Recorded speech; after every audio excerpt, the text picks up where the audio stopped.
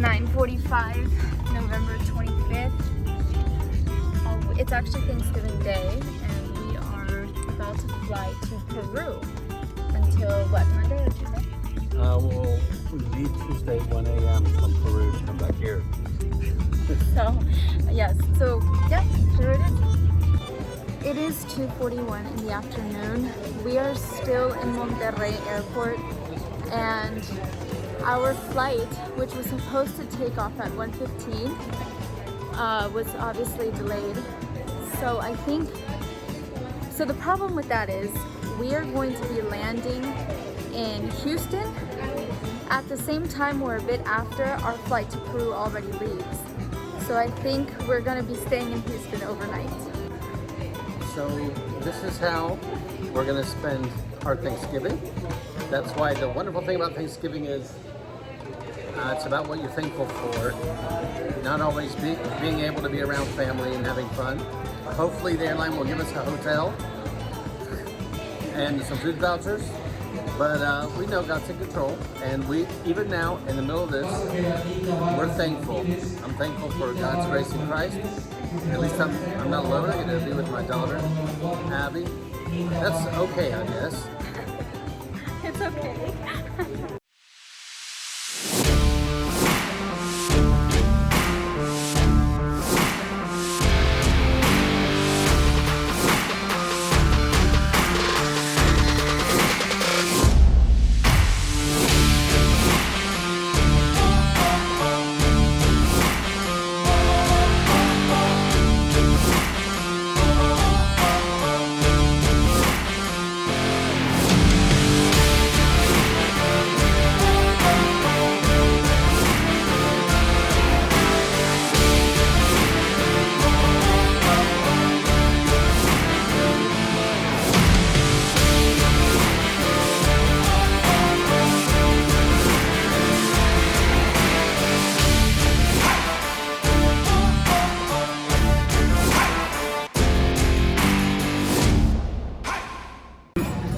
So this is something it took me years for them to convince me to eat. As I said, I do not eat raw fish. And my brother Abel, one year he made me do it, and I almost cried. But then when I ate it, now it's my favorite food here in Peru. And this also is octopus in it. Potato wrapped around octopus. We are about to have a wonderful, wonderful meal. Go ahead. This is crab. This is crab. What? Okay, so that is not octopus, that is crab. We just, correction. Siempre que estoy aquí veo a hombres peleando, salen de sus carritos y pelean. Sí, sí, es que tanto el tráfico que la gente ya no aguanta. No se pelea con mascarilla. Se tira mascarilla. No, ellos van a pelear en Zoom. Y esto está lleno de mi COVID.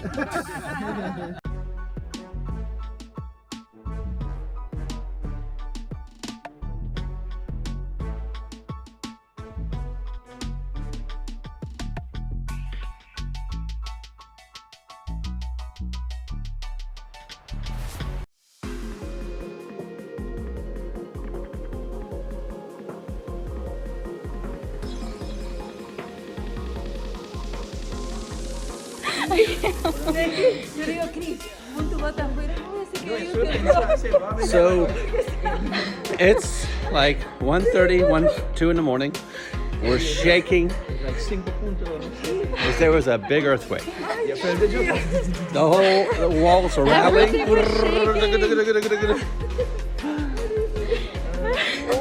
were up there, Abby. We were up there. Very dangerous. It can fall. Yeah.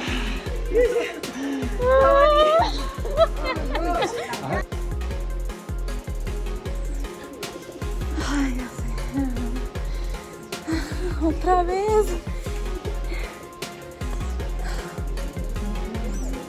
Papi?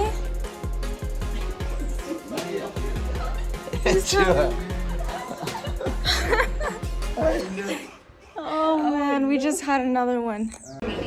I'm not gonna lie, we're both still kind of tired. Didn't get that much sleep last night because we got more than one earthquake. We got one at 1:30 in the morning and then one at 6 a.m.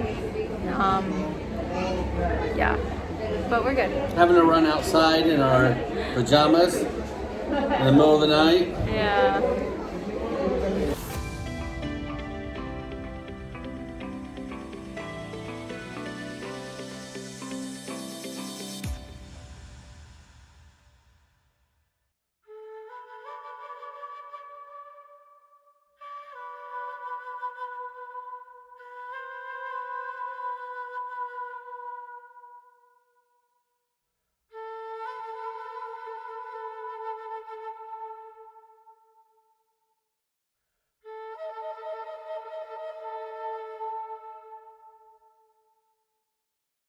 We had to get up at 6 because we're gonna take the COVID test to be able to leave. Our stuff in. To go into this building, we have to wear 2 face masks. It's part of the policy. What time did you go to sleep today? I couldn't sleep, so I think I went to sleep about 2:30, and we got up at 6 something. So, but Yeah, me too. So we have meetings all this morning, and then a conference tonight, and then from there they took us to the airport, and we leave at 1:45 a.m. to go back home. So we have to pack. Actually, we have to pack. Yeah. Let's see. So this is the Let's see. it's the last stretch of earthquakes and no sleep and yeah, just at least I got my Croatian Museum hat on. I'm not sure if I've ever mentioned this. Goodness, I hate COVID tests. And the thing is, last night I started to get a sore throat. So I just told him now. So when they put in the thing, it hurt. So I am praying to God that we get this, and we have to pack like super quickly because we're about to leave, and then from there go to the airport. Entonces eso es algo para Dios sagrado porque es parte de su diseño.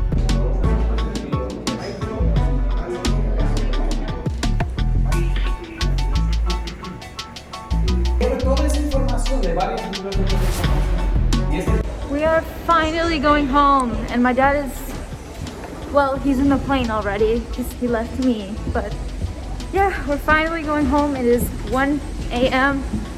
We're not gonna get home until 12 in the afternoon.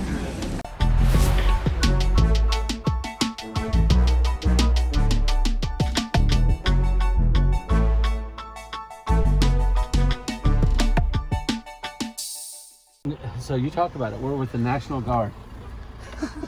It's like the Federal Police of Mexico.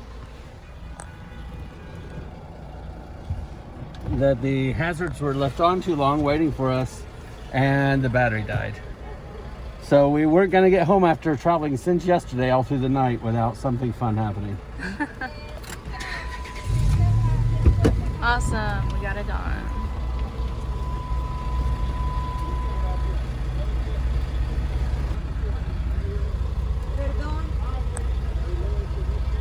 So in this trip, we visited multiple churches and a school.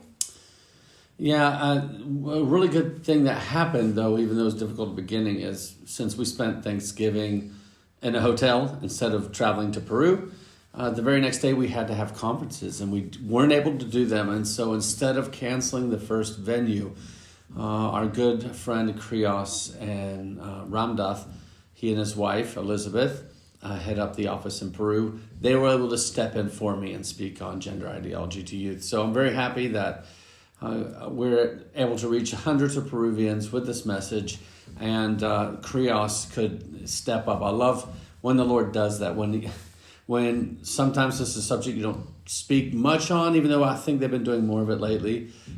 Sometimes the Lord kind of pushes you to do it more, and so it was great to see that happen. Yes, of course. And also, I don't think you were in this conversation, but when you were teaching, I had a conversation with a couple that actually run the school that we were at, and the wife of the couple, she told me something that really shocked me. So in the video, you could tell that we were not in the best area. The school is not in the best area. And she had told me that most of the students live in extreme poverty or on the streets. And the meals that the school offers, it's for some of the students is the only meal they have during the day. And they have a huge burden for all of these, for their community. They have a very big burden. They don't have to live in such a difficult area, but they do for the love of Christ and his church.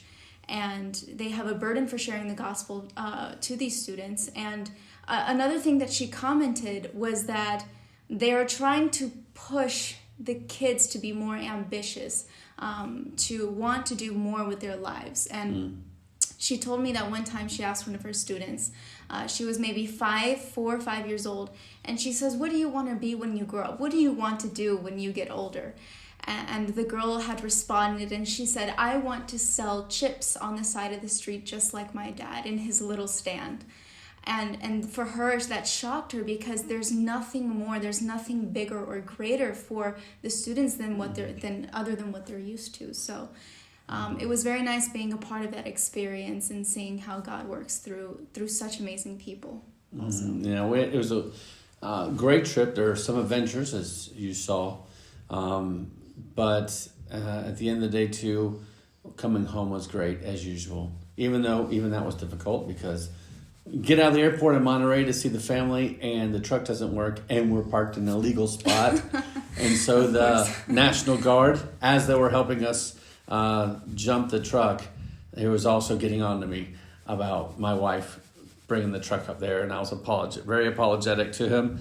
So that was interesting, but we finally got home, and that's something so important is the only way even though it's by God's grace we can do this. Keeping up a family, God's grace works through means, and one of the means also is sacrifice, and so as soon as we get home on these trips, I try and reconnect as fast as I can to my family, and we got to do a little traveling when we came home, a little road trip to see a good musical, and then get prepared for the holidays together. And so it was just really great to see the family, to sit down all together again. And I'll tell you what, one of the hard things for me is the switch from back to Abby and Daddy thing at home. And we still have some of the Abby and Daddy thing when we're traveling, but sometimes it feels like, boss and employee. She's the boss, I'm the employee. When we get home, we try to really quickly go back to, she's just my girl. She's just my baby girl. I'm her daddy. And I don't want it, when we're at home, I don't want to, we talk about the trips, but not as much as the work part. And so that's a very difficult dynamic to keep up with, but by God's grace so far, I think it's going okay. And so let's see what God does if he gives us another chance to travel and share this news with others. Bye.